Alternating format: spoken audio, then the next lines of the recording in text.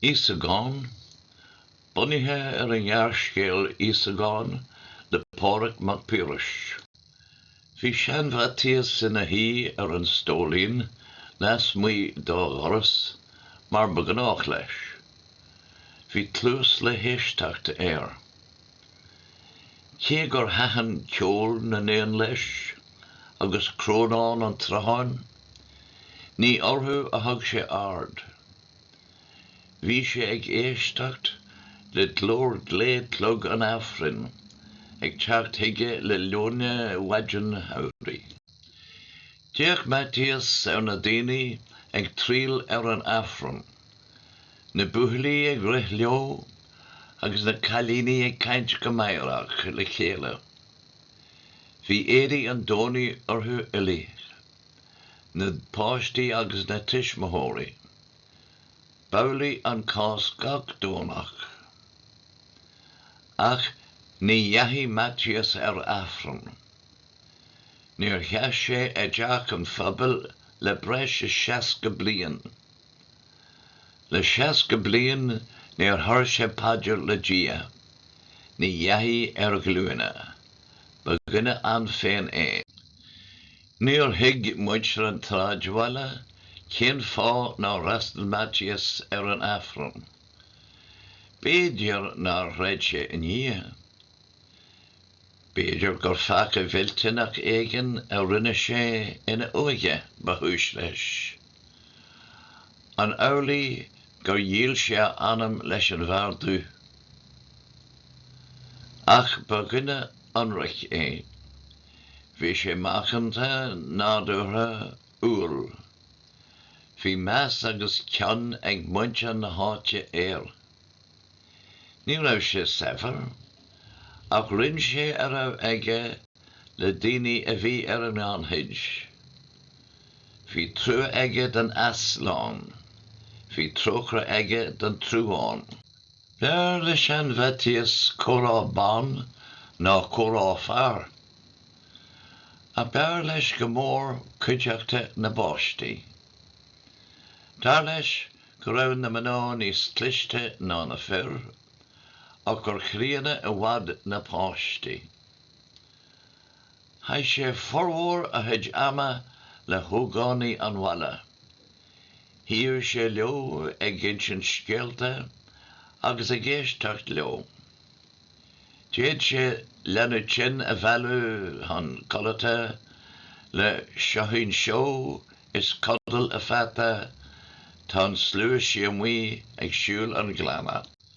Déad sé na páistí a thur ins na tríthi gaiire le Haidil dam an cata sa bháthair a Jimmy go galibh ag marchéirt ar bhardal. San am seo bhrá is thaobh cnoic nó ag siúil na bortach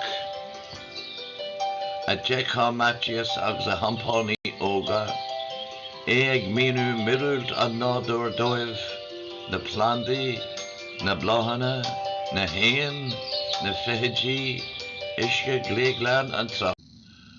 Tharla gur gabh imní rins den na máthracha, gur raibh Matías ag caithfidh an amarcha ama leis na páistí, agus thuaidh siad an cainte leis an sagart. Fearr nach réidean in dhia, ná déan ar uistin ar afran. Is amí níomh ar san sagart ná réid in dhia trá dá híal. A cogur mé seo, mana bhfuil grá ag seanbhatíos de dhia, rud nach feasa duite ná domsa, is ítach an grá atá aige don ní is óile agus is gleanne dar chruthí dia, anam gléigeal an fáiste. Bhí an grá chéine ag ar sláánthóir dóibh, agus fágu an scéal mar sin. Maidin gcónaí a bhí an, agus bhí Matías ag éisteacht le clog an tépéal. Bhí aithne aige ar gach patara cheannchatach chosnacht acu, agus chóirí sé iad ar a slí thar a ghoras. Hannig sé ina másc, gasar nor ahan sé, gasar beg don, a cóta bán agus gan bhróga gan hapin. Bhí éan an bhallraí seo ó silseach leis an gheríon, agus bhí an cuma gur a luúin ag lanrú cheann. Bíonú le Matthias nóir ahan sé an tógánach. Níor thula sé gur a straint séirí tagtha ag an bhaile. Bhí sé tí dul tras na hiige, nuair a thula sé dló na naoine ag fiú ón afran. Bhainní na daoine dó a slí thart, agus nuair a thug sé súil amach arís, bhí an leadaín straint séirthe imethe. An dónacht ar Jan, bhí Matthias ina cheasú sa doras marba gan ách. Bhí na páistí ag sugrú a bheithe sús an tráid. Bhí an páiste deoranta ina másc. Lean Matthias ag áirchéir fe a bhad, agus thug sé teanú a chrídó, tuisc álacht a farsan agus giile a éan. Thug sé fis gine duna leanaí. Céhí an malrach úd a eicim imór másc. É sin a bhfuil an clígan don Níla Íosagán an dú nó fion an hí a bhfuil an gríon ag scalú Féach, an bhecinn tú é sin atá go ré. Íosagán. Íosagán? Sinné an teanam a thugann sé féin. Cad astó? Níla Íosagán, ach deir sé go bhfuil a athair ina rí. Níor ina sé dúin cá bhfuil cónaí ach deir sé nach fada uainn a theach. An míonn sé libh go minic. Bíonn, ach imíonn sé uainn nuair a hagann daoine fásta sa láthair. Féach, tá sé imithe hena féin. Bhainní Matthias thar timpeall. Bhí an ceart an gasar. Ní raibh sa láthair, ach na páiste go léir go raibh aithne aige orthú. Bhí Íosagán éirí. Seachtain ina dhé sin, thar le gach rad díreach mar a thar an teachtain roimhe. Bhí an páiste straint séirthe a másc a scata páistí. Suas le Matthias hiige.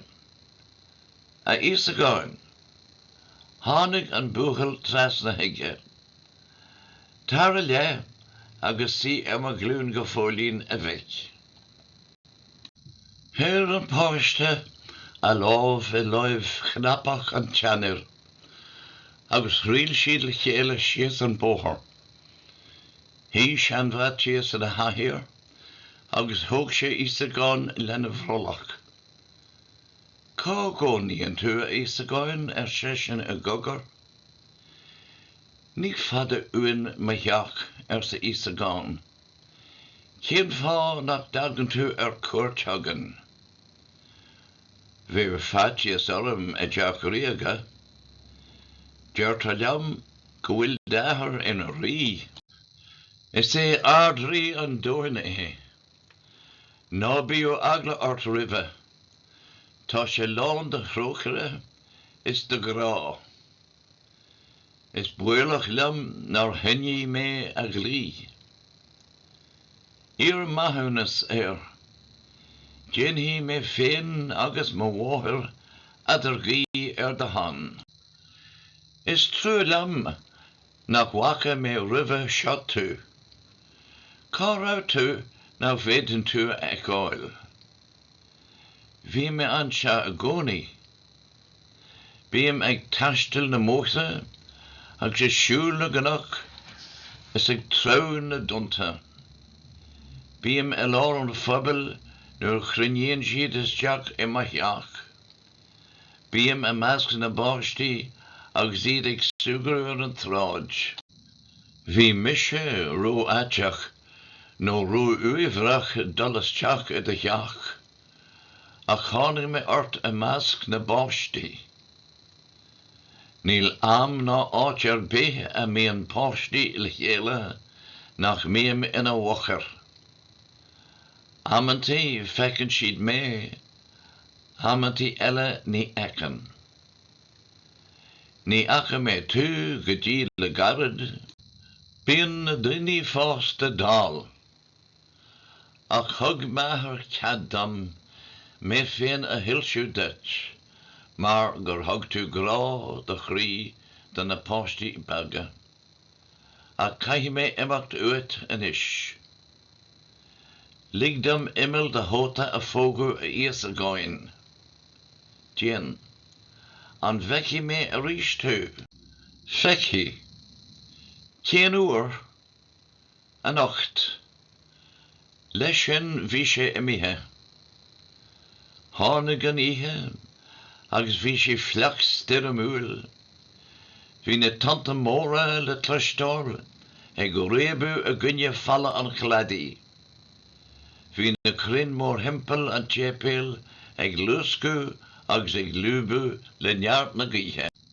Bhí an tathair seán tí a leor a gúnú agus a fadrín a rá, nuair a thula sé forram les muí.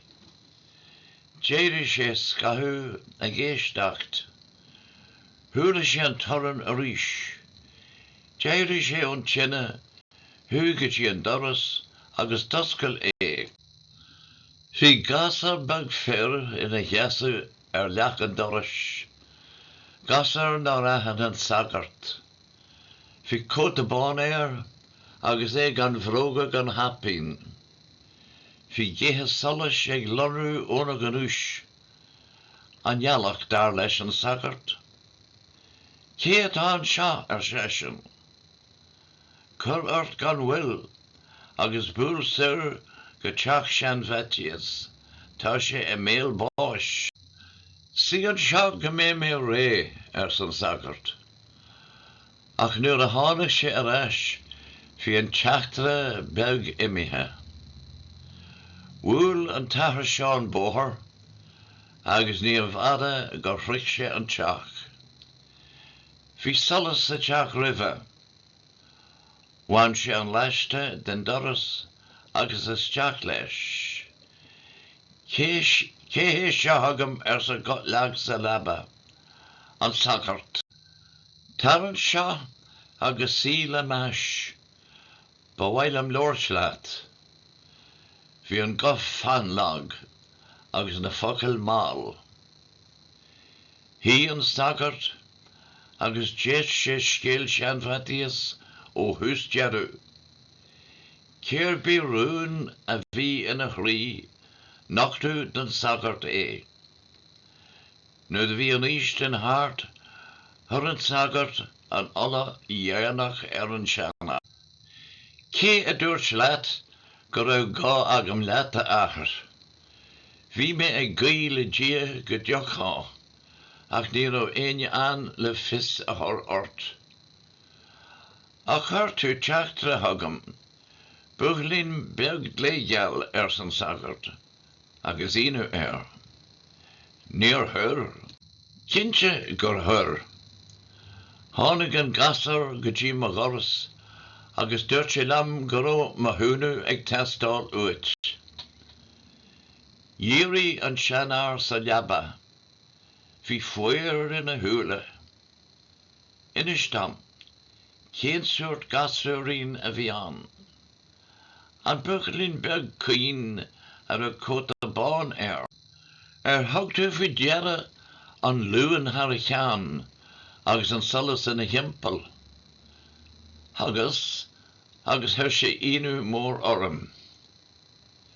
Deach sean bheitias suas, tháinig mangú gaire ar bhéal, agus hín sé amach a gá láimh a Íosagán. Leis an ocail sin, hit sé siar ar an leaba. Grid an sagart trasna, agus bhún sé súile an teanúr.